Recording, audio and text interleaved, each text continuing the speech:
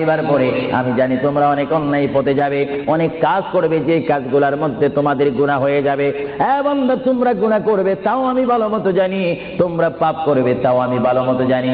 বান্দারে, পাপ করার পরে, গুনাহ করার পরে একাই কি মসজিদের মধ্যে তোমরা কেঁদেছো, রব্বানা যালামনা, বলেন রব্বানা যালামনা আনফুসানা ওয়া ইল্লাম তাগফির লানা ওয়া তুরহামনা লানাকুনান্না মিনাল খাসিরিন বলে বলে মসজিদে কেঁদেছো।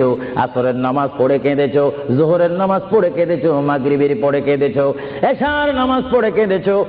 বান্দা, নামাজের মুসল্লা যখন বসে যাও, আমি আল্লাহকে তোমরা বারবার বলো, আল্লাহ আমার গুনাহ মাফ করে দাও।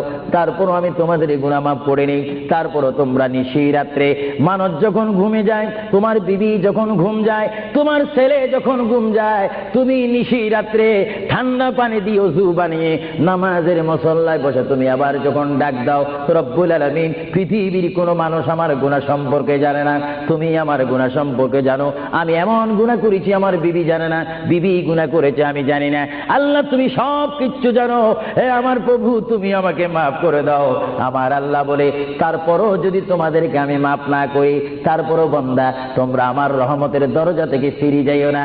আমি তোমাদেরকে হুকুম দিচ্ছি, ওয়ালাউ আন্নাহুম ইয যালামু আনফুসাহুম জাউকা, বান্দারে, যদি গুনাহ করে ফেলো, আমার রহমত থেকে মুখ ফিরিয়ে তুমি চলে যাইও না। বান্দা, আকাশ পরিমাণ যদি গুনাহ করো, পাতাল পরিমাণ যদি গুনাহ করো, সাগরের পানি পরিমাণ যদি গুনাহ করো, পাহাড় তুলনায় যদি তুমি গুনাহ করো, আমার দরবার থেকে তুমি নিরাশ হইও না। বান্দা, আমি তোমাকে একটি রাস্তা পাঠাই দিচ্ছি, একটি পথ তোমাকে আমি দেখাই দিচ্ছি। সেই পথটি কোন পথ তোমরা জানো? ওয়ালাউ আন্নাহুম ইয যালামু আনফুসাহুম জাউকা, বান্দারে, যখন তোমরা বরবাদ হয়ে যাবে, তখন তোমাদেরকে একটা পথ আমি তোমাদেরকে দেখাই দিলাম। সেই পথটির নাম হচ্ছে আমার রাসূলের মদিনা। জুড়ে বলেন সুবহানাল্লাহ। বান্দা, আমার নবীর দরবার গিয়ে কেঁদে কেঁদে তোমরা বলো, ইয়া রাসূলুল্লাহ, ইয়া হাবিবাল্লাহ, আয়া আকা, ইয়া রাসূলুল্লাহ। আল্লাহ কোরআনে বলেছে, ওয়ালাউ আন্নাহুম ইয যালামু আনফুসাহুম জাউকা ফাস্তাগফিরুল্লাহ ওয়াস্তাগফার লাহুমুর রাসূল। আল্লাহ বলেছে, হে বান্দা, তোমরা ডানে না গিয়ে, বামে না গিয়ে, পিছে না গিয়ে, তোমরা সরাসরি আমার নবীর কদমে চলে যাও।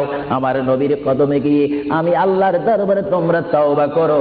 তওবা করতে করতে তোমাদের চোখের পানি যখন বাইর হয়ে যাবে, আর ওই মুহূর্তে যদি আমার বন্ধু যদি তোমাদের জন্য আমার দরবারে সুপারিশ করে, আমি আল্লাহ তোমাদেরকে ওয়াদা দিয়ে দিলাম, গ্যারান্টি দিয়ে দিলাম, আমার রাসূল যদি তোমাদের জন্য আমার দরবারে সুপারিশ করে, সঙ্গে সঙ্গে বান্দা, তোমার অতীতের জীবনের কবিরা সগীরা গুনাহ মাফ করে দিব। জোরে বলেন সুবহানাল্লাহ। আরো জোরে বলেন সুবহানাল্লাহ। আমার আপনার গুনাহ মাফ করার জন্য রাসূলুল্লাহর দরবারে যাওয়ার দরকার আছে কিনা? চিৎকার জীবন আছে কিনা? এটা কোরআনের অপব্যাখ্যা নয়, কোরআন শরীফের আয়াত। ওয়ালাউ আন্নাহুম ইয যালামু আনফুসাহুম জাউকা, যারা তাফসীর পড়েছেন, তাফসীর জালালাইন পড়েছেন, টাইটেল পড়েছেন, বুখারী পড়েছেন, মুসলিম পড়েছেন, ইবনে মাজাহ পড়েছেন, সিয়াসিত্তা পড়েছেন, হাদিস পড়েছেন, ইজমা পড়েছেন, কিয়াস মেনেছেন, উসুল মেনেছেন, বালাগাত মেনেছেন, মুনতিক মেনেছেন, শরীয়ত বুঝেছেন, তরিকত বুঝেছেন, হাকিকত বুঝেছেন, ইলমে লুদুনি পেয়েছেন, ইলমে তাসাউফ মেনেছেন, তারা অবশ্যই স্বীকার করবে মানুষের একমাত্র মুক্তির স্থান, পরিত্রাণের স্থান, আসলের স্থান, নাজাতের স্থান, আল্লাহ পাওয়ার স্থান মুহাম্মদুর রাসূলুল্লাহ কদম মুবারক। চিৎকার দিয়ে বলেন সুবহানাল্লাহ।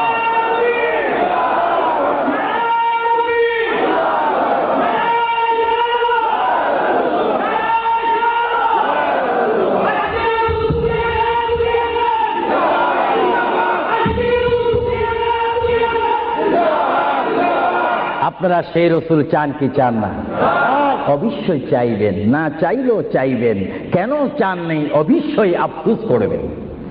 কারণ পৃথিবীতে সন্তান রয়েছে, বিবির জন্য স্বামী রয়েছে, স্বামীর জন্য বিবি রয়েছে, সন্তানের পাশে মা রয়েছে, মায়ের পাশে সন্তান রয়েছে। এটার নাম দুনিয়া। আর দুনিয়া ও মাজরাতুল আখিরা। কিন্তু এই দুনিয়া যেই দিন জীবনের সমাপ্তি, বিদায় ঘন্টা বেজে যাবে, সেই দিন সন্তান ইচ্ছা করে মায়ের পা ছেড়ে দিবে।